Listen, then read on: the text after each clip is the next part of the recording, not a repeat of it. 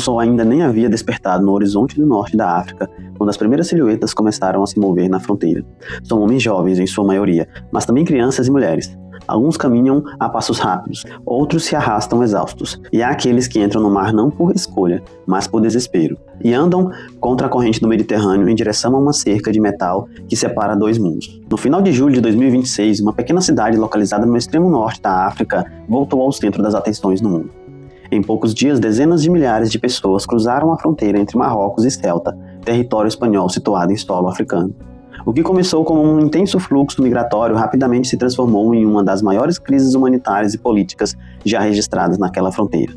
Em questões de horas, dezenas de milhares de pessoas cruzaram para Ceuta, um enclave espanhol com cerca de 85 mil habitantes. A cidade viu sua população praticamente dobrar em menos de 48 horas. Parques, ruas, praças e até um antigo parque industrial foram transformados em abrigos improvisados.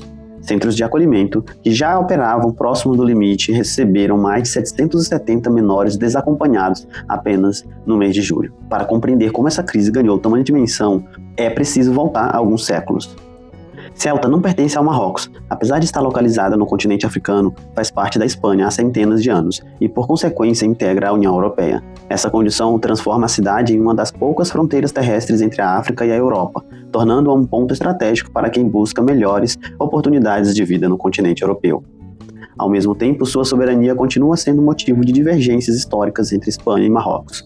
Ao longo das últimas décadas, milhares de pessoas vindas de Marrocos e da África subsaariana tentaram atravessar essa fronteira. Muitas fogem da pobreza extrema, da falta de oportunidades, da instabilidade política ou de conflitos armados. Outras simplesmente enxergam na Europa a possibilidade de construir uma vida mais segura para suas famílias. Essa não foi a primeira grande crise migratória vivida por Ceuta. Em 2021, aproximadamente 8 mil pessoas cruzaram a fronteira em apenas 2 dias, desencadeando uma grave crise diplomática entre Espanha e Marrocos. O episódio mostrou que a migração pode se transformar também em instrumentos de pressão política entre países. 5 anos depois, a história voltou a se repetir, mas em uma escala muito maior. Para compreender por que esse novo episódio ganhou proporções inéditas, é importante observar um acontecimento ocorrido poucas semanas antes da crise. Em 29 de junho de 2026, o Tribunal Supremo da Espanha proibiu as chamadas devoluciones en caliente, prática pela qual migrantes interceptados tendo entrado a nado em Ceuta ou Melilla eram devolvidos imediatamente ao mar, sem análise individual de sua situação. A decisão foi celebrada por organizações de direitos humanos, mas também foi interpretada como um sinal de que aqueles que conseguissem alcançar a costa espanhola não seriam mais devolvidos automaticamente. Segundo análises publicadas pela imprensa espanhola, essa mudança jurídica funcionou como um importante fator de incentivo para o aumento de travessias, embora especialistas ressaltem que ela não explique sozinha toda a dimensão da crise. Ao mesmo tempo, as relações entre Espanha e Marrocos voltaram a se deteriorar. O presidente de Ceuta, Juan Jesús Vivas, acusou o governo marroquino de facilitar a entrada massiva de imigrantes como forma de exercer pressão política sobre Madrid. As autoridades marroquinas rejeitaram essa interpretação, afirmando que continuavam cooperando no combate à imigração irregular e informando que equipes de resgate haviam recuperado diversos corpos em suas águas territoriais durante as operações. Os números impressionam, mas variam conforme a fonte consultada. O governo de Ceuta estimou aproximadamente 60 mil entradas em apenas 24 horas. O ministro do Interior da Espanha trabalhou com uma estimativa entre 49 e 50 mil pessoas, enquanto agências internacionais preferiram utilizar a expressão dezenas e milhares de pessoas. Nos dias seguintes, mais de 48 mil pessoas retornaram voluntariamente ao Marrocos. A dimensão do fluxo ultrapassou rapidamente a capacidade de resposta da cidade. Centros de acolhimento ficaram superlotados. Milhares de pessoas permaneceram nas ruas e forças de segurança precisavam ser mobilizadas para controlar a situação. As consequências humanitárias também foram graves. Os primeiros balanços registravam pelo menos 19 mortos por afogamento durante as travessias marítimas. Dias depois, esse número aumentou significativamente, com dezenas de corpos recuperados pelas equipes de resgate. Organizações como a Cruz Vermelha e a Save the Children relataram cenas de grande sofrimento com famílias dormindo ao relento, crianças desacompanhadas e bebês resgatados no mar. A repercussão internacional foi imediata. A União Europeia convocou reuniões de emergências para discutir o fortalecimento das fronteiras externas e do bloco e revisar suas políticas migratórias. Também cresceram os debates sobre segurança, tráfico internacional de pessoas, cooperação entre países e proteção dos direitos humanos. O rei Filipe VI manifestou publicamente preocupação com os acontecimentos e defendeu que episódios semelhantes não voltassem a ocorrer. As informações iniciais indicam que não existe uma única causa para essa crise. Especialistas apontam uma combinação de fatores: dificuldades econômicas, atuação de redes de tráfico de imigrantes, circulação de informações pelas redes sociais, condições climáticas favoráveis às travessias marítimas, mudanças na interpretação das normas migratórias e tensões diplomáticas entre Espanha e Marrocos. Por trás dos números, entretanto, existem histórias humanas. Cada pessoa que atravessou essa fronteira carregava uma trajetória diferente, marcada por expectativas, medos, dificuldades ou até mesmo motivadas por situações que não sabemos. Ao mesmo tempo, moradores de Ceuta, autoridades locais, voluntários e organizações humanitárias enfrentaram um desafio sem precedentes na história recente da cidade. Esse episódio tornou-se um retrato das transformações que atingem o Mediterrâneo e a Europa no século XXI. Decisões judiciais tomadas em Madrid produziram reflexos imediatos em Marrocos. A esperança de milhares de jovens colidiu com a capacidade limitada de uma pequena cidade. E a União Europeia voltou a discutir como equilibrar controle migratório, segurança e proteção dos direitos humanos. Essa crise também levanta perguntas que ultrapassam as fronteiras da Espanha. Como equilibrar a proteção das fronteiras com a proteção da dignidade humana? Como? Qual deve ser a responsabilidade compartilhada entre países de origem, de trânsito e de destino? Qual? Até que ponto desigualdades econômicas, mudanças geopolíticas e conflitos internacionais influenciam os movimentos migratórios do século XXI? Conhecer a história de Ceuta significa entender como geografia, política econômica, direitos internacionais e direitos humanos convergem em um único ponto do mapa, mostrando que decisões tomadas por governos podem transformar profundamente a vida de milhares de pessoas. Bom lembrar que as informações aqui, elas estão sendo atualizadas ainda. São informações que eu peguei no decorrer do processo, no decorrer do acontecimento. Então, até hoje, nos dias de hoje, ainda está acontecendo atualizações e acontecimentos na região. Olá, pessoal, tudo bem com vocês? No vídeo de hoje nós vamos falar um pouquinho do acontecimento lá em Ceuta, do que vem acontecendo, essa situação migratória lá. E nós vamos estudar um pouquinho de espanhol, que é o objetivo principal do vídeo. Vamos entender um pouquinho do que é, do que está acontecendo. A leitura inicial do vídeo já explicou muito bem, mas conforme no decorrer do vídeo nós vamos estudar aqui algumas coisinhas, vamos repetir algumas informações, mas no decorrer do vídeo nós vamos compreender um pouquinho mais do que está acontecendo lá e aproveitar esse momento para entender a Espanha no geral e estudar espanhol, que é o nosso foco. Como vocês puderam ver na leitura introdutória, Ceuta é um enclave e a única parte de terrestre que ele faz fronteira mesmo, de terra, é com o Marrocos. O resto tudo é mar. E o mar, ele liga com a Espanha, liga com a África e a fronteira terrestre é só com o Marrocos. Então isso facilita muito a passagem de marroquinos para a Europa, né, para essa parte terrestre. Aí dali eles vão da Europa, ficam ali por um tempo, se estabelecem ali e eles podem depois ir para a parte da Europa mesmo, né, a parte do continente europeu mesmo. Então facilita muito para eles isso. Outra coisa interessante também lembrar que não é só Ceuta que passa por isso. Tem uma cidade chamada Melilla também que passa por essa situação também. Essa questão do fluxo intenso ali de marroquinos. Então essas duas cidades sofrem com essa situação também. É bom a gente lembrar disso. Partindo aqui agora para a nossa leitura em espanhol, que é a leitura que a gente faz todo vídeo para a gente treinar a nossa habilidade, treinar a nossa conversa, nossa leitura, nossa compreensão sobre o espanhol. Pegando esse assunto, nós vamos aqui unir tanto o fato, o acontecimento, a notícia, com o estudo de espanhol, né? Então eu vou trazer aqui, eu trouxe aqui algumas informações. Elas são informações repetitivas para que essas informações fiquem fixas na nossa cabeça, né? Do que está acontecendo lá. São pontos importantes do que está acontecendo, então a gente consegue aprender tanto o espanhol quanto entender o que está acontecendo lá e ter a informação fresca na nossa cabeça, caso a gente precise para algum momento, em alguma situação, e para a gente entender o que está acontecendo lá, né? Então vamos para a leitura. Finales de julio de 2026, Ceuta vivió la mayor crisis migratoria de su historia reciente. Decenas de miles de personas cruzaron la frontera desde Marruecos en menos de 48 horas. El gobierno de Ceuta estimó hasta 60.000 entradas. El ministro del Interior habla de 49.000. La mayoría de los migrantes eran hombres jóvenes de nacionalidad marroquí. Muchos cruzaron a nado, desafiando las corrientes del Mediterráneo. Al menos 67 personas murieron ahogadas durante la travesía, según cifras actualizadas.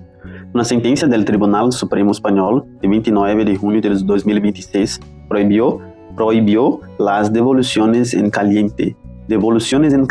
Essa decisão judicial foi um catalisador clave para a oleada migratória. Então, pessoal, eu vou ler aqui de novo a matéria. Vou querer que vocês prestem atenção nessa parte aqui da devoluciones en caliente. Na verdade, eu só vou trazer a informação aqui, e se você quiser ter um entendimento maior sobre isso, eu pesquisei, estudei, é uma situação bem complicada lá para eles, porque como havia muita situação de pessoas que ficavam migrando constantemente, nadando para Ceuta, teve essa devoluciones en caliente, porque é uma situação no qual, quando alguém atravessa para Ceuta, o governo espanhol pode, sem pesquisar nada, sem saber nada sobre a pessoa, simplesmente, e nem saber os motivos pelos quais a pessoa está emigrando, a situação nenhuma, só pega a pessoa e devolve, pelo que eu entendi, até no mar mesmo, para a pessoa voltar, deixa lá no mar e a pessoa volta, ou devolve para o Marrocos, não sei como que é exatamente, mas é por aí, eu vi também até que deixa no mar, e a pessoa volta nadando, foi mais ou menos por aí que eu entendi essa devoluciones en caliente, tipo, é uma devolução quente, devolve rápido, a pessoa pegou, já devolveu. Então isso acontecia, e parece que agora já não vem acontecendo mais nessa decisão jurídica. E aí isso foi um dos motivos, né? Além de outros motivos também, esse foi um dos motivos. Pode ter sido, né? O que alguns analistas lá dizem que pode ter ajudado nessa situação toda. Então, o que eu digo para vocês aqui, eu vou ler de novo, mais uma vez em espanhol, para a gente treinar, é o nosso objetivo, e eu peço que vocês pesquisem um pouquinho mais a respeito dessas devoluciones en caliente. Eu não sabia também dessa parte. A notícia ali só estava mostrando para mim, todas as notícias que eu li a respeito só falavam sobre esse pessoal indo para Ceuta, os migrantes lá, imigrantes indo para Ceuta. Aí eu fui pesquisar um pouco mais e eu descobri essa devoluciones en caliente. Então fica aí a reflexão pra gente também, né? Pra quem quer ir pra Espanha, vai querer se deparar com isso, vai querer ir para cidades que tem esse tipo de situação. Esse é um ponto que a gente precisa estudar para quando a gente for para a Espanha ou para qualquer outro país, entender como que funciona essa parte migratória, né? Como que é as devoluções que eles fazem, os retornos, se tem muito imigrantes, se eles aceitam, como que funciona tudo lá, segurança, tudo isso é questionado e vale muito a pena a gente pensar nisso, principalmente na Espanha, que recebe muito mesmo, né? Fica ali próximo da África, então recebe muita gente, Espanha, Itália, Portugal, recebe muita gente ali também. E é isso, eu vou ler mais uma vez aqui pra gente, tá? Finales de julio de 2026, Ceuta vivió la mayor crisis migratoria de su historia reciente. Decenas de miles de personas cruzaron la frontera desde Marruecos en menos de 48 horas. El gobierno de Ceuta estimó hasta 60.000 entradas. El ministro del Interior habla de 49.000. La mayoría de los migrantes eran hombres jóvenes de nacionalidad marroquí. Muchos cruzaron a nado, desafiando las corrientes del Mediterráneo. Al menos 67 personas murieron ahogadas durante la travesía, según cifras actualizadas. Según cifras actualizadas. Una sentencia del Tribunal Supremo Español de 29 de junio de 2026 prohibió las devoluciones en caliente. Essa decisão judicial foi catalisador clave para a oleada migratória. Então, pessoal, mais uma lida, eu um pouquinho mais desenvolto, como sempre, né? Na segunda fica um pouquinho melhor, a terceira, às vezes eu leio 3 vezes.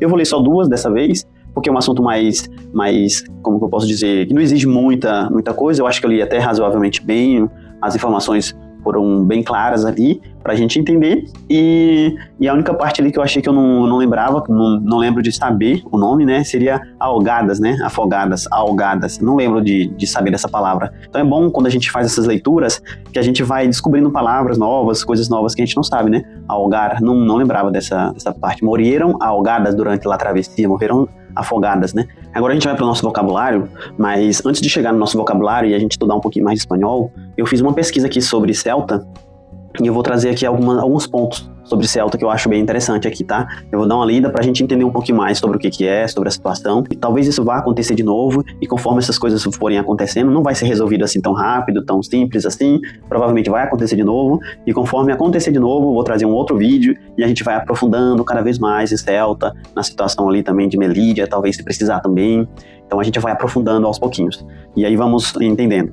Então aqui fica a cidade de Ceuta, uma das mais antigas e estratégicas do Mediterrâneo, situada na costa norte da África, junto ao Estreito de Gibraltar, que é um estreito muito importante também, que vale muito a pena a gente estudar também. Mas a gente vai chegar nele em algum momento dos nossos vídeos. A cidade ocupa um ponto que conecta o Oceano Atlântico ao Mar Mediterrâneo. Por causa dessa posição privilegiada, foi disputada por diversos povos ao longo de mais de 2.000 anos. Foi uma cidade muito disputada mesmo. Na antiguidade, essa cidade foi povoada pelos fenícios, cartagineses, Império Romano, e ainda teve um grupo que foi chamado de Septem Fratres. Também teve essa povoação nessa cidade também. Com a queda do Império Romano do Ocidente, Celta passou pelo domínio dos vândalos e depois do Império Bizantino, tornando-se um importante centro militar e comercial. Então a gente vai vendo que ela vai sendo sempre dominada por um, dominada por outro e vai sendo pega ali. Então a Espanha, essa cidade tem uma história muito rica, né? Muito rica. Imagina a biblioteca, né? Desses lugares assim, como que funciona, né? Como que é. No século VIII, durante a expansão islâmica pelo norte da África e pela Península Ibérica, Celta tornou-se uma importante cidade muçulmana. Sua localização permitia controlar parte das rotas marítimas entre a África e a Europa.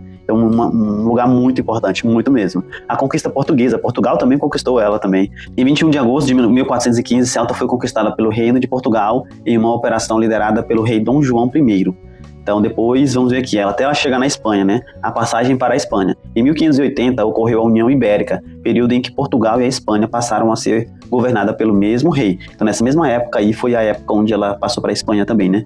Hoje Celta é uma das 2 cidades autônomas da Espanha localizadas no continente africano, sendo a outra Melilla. Então a Melilla também é outra que sofre por essa situação e também está ali também no continente africano. E é uma cidade que a gente tem que estar olhando quando a gente quer ver esse tipo de assunto, essa situação também. E agora ela tá com essa disputa aí, né? Marrocos provavelmente quer, né? Eu não tinha essa noção de que Marrocos tinha essa coisa por querer ter Celta, mas é bem provável, né? E dá para se imaginar isso, porque tá ali, né? No continente, no seu país ali praticamente. É igual a história das Malvinas ali e da... Malvinas e como que é o outro nome? Malvinas e... Eu esqueci o outro nome lá, que a Argentina chama a ilha de um nome e a Inglaterra chama a ilha de outro nome, né? E aí fica essa briga ali. Mas pra mim é a Argentina, porque tá ali perto da Argentina, né? Então, uma disputa entre Espanha e Marrocos. O governo espanhol considera Celta parte integrada do território nacional. Já o governo marroquino reivindica historicamente a soberania sobre a cidade, argumentando que ela está localizada em território africano. E faz muito sentido mesmo, faz muito sentido. Então, ele vai falar aqui um pouquinho mais sobre a quantidade de habitantes, tudo, e tamanho, e assim, e a gente fica por aqui, por enquanto, né? Quando vier de novo, a gente vai agregando mais informações. E é interessante, Celta é uma cidade muito antiga, muitíssimo mesmo, e que vale muito a pena a gente conhecer, né? Saber, é uma cidade no mundo que a gente tem que ter uma noção de como que funciona a vida e como que foi a vida lá também. Agora indo aqui para o nosso vocabulário também, que é o mais importante aqui para o nosso canal, né? Que é o aprendizado de idiomas. Nós focamos principalmente nos idiomas e aproveitamos das situações para poder aprender também o que acontece nesses determinados países também. Então, vamos aqui. A primeira palavra é imigrante irregular. Imigrante irregular. Imigrante irregular. Imigrante irregular. Fronteira, fronteira, fronteira, fronteira. Então, no espanhol, fronteira sem o i. No português, fronteira com o i. Então, enclave espanhol, enclave espanhol, enclave espanhol. Mesma coisa que o português, só muda a palavra espanhol, que o português é diferente do espanhol mesmo, né? Então, enclave espanhol. Cruce a nado, travessia a nado. Cruce a nado, travessia a nado, cruce a nado, travessia a nado. Devolução em caliente, devolução em quente, né? Imediata, em quente, imediata. Nesse sentido que tem essa lei lá, né? Emergência humanitária, emergência humanitária, emergência humanitária, emergência humanitária. Retorno voluntário, retorno voluntário. União Europeia, União Europeia, União Europeia, União Europeia. Ministério do Interior, Ministério do Interior. Guardia Civil, Guarda Civil. Cruz Roja, Cruz Roja, Cruz Vermelha, Cruz Vermelha. Cruz Roja, Cruz Vermelha. Save the Children, Save the Children, já eu leio em espanhol. Save the Children, né? Que é a ONG lá, Save the Children. Salve as crianças. Cruz Roja, tá? Casa Real, Casa Real, Casa Real, Casa Real, Casa Real. Presidente de Celta, presidente de Celta, presidente de Celta. Como é uma cidade autônoma, tem um presidente de Celta, presidente de Celta. Marruecos, Marruecos, Marruecos. Lembra Marreco, né? Marruecos, Marruecos, Marrocos. Marruecos, Marrocos. E é bom a gente ter esse vocabulário, porque a gente vai pegando coisas que quase a gente não vê, né? Marruecos. Só se a gente fosse para Marrocos mesmo, né? E espanhol e tudo, essas conexõezinhas a gente não consegue associar, né? Celta, Celta também. Melilla, Melilla, Melilla. A gente já viu em português seria Melilla, né? Mas Melilla, Melilla, assim, geralmente é substantivo, a gente fala o nome da cidade normal. Mas às vezes em português a gente acaba falando aportuguesado mesmo. Acordo bilateral, acordo bilateral, acordo bilateral, acordo bilateral, bilateral. Política migratória, mesma coisa praticamente. Crise diplomática, crisis em espanhol, crise. Personas vulnerables, pessoas vulneráveis, pessoas vulneráveis. Direitos humanos, derechos. Proteção internacional, refugiado, acolhida, acolhimento, acolhimento. Sobreviventes,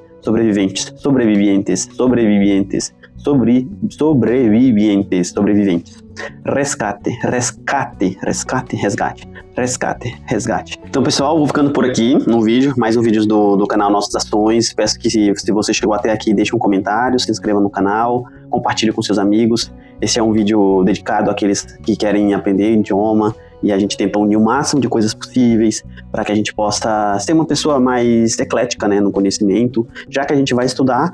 E por que não pegar outros pontos, outras coisinhas que nos conecte também, que nos faça entender. Então esse é o objetivo. Espero que você esteja tendo resultados nos seus estudos e que nosso canal esteja contribuindo com seus estudos também, com seu conhecimento. É um dos nossos objetivos. E vamos estudar o máximo que nós pudermos e tentar entender. Conhecimento nunca é pouco. Quanto mais a gente conhecer das coisas, mais a gente não é enganado, mais a gente pode se beneficiar das coisas, da vida, da nossa natureza, do mundo, do planeta, dos relacionamentos humanos. Então, o conhecimento, ele faz com que a gente se liberte das coisas que nos atrapalhem. Então, vamos para frente, continuar estudando, e quero desejar um forte abraço para vocês e muito sucesso.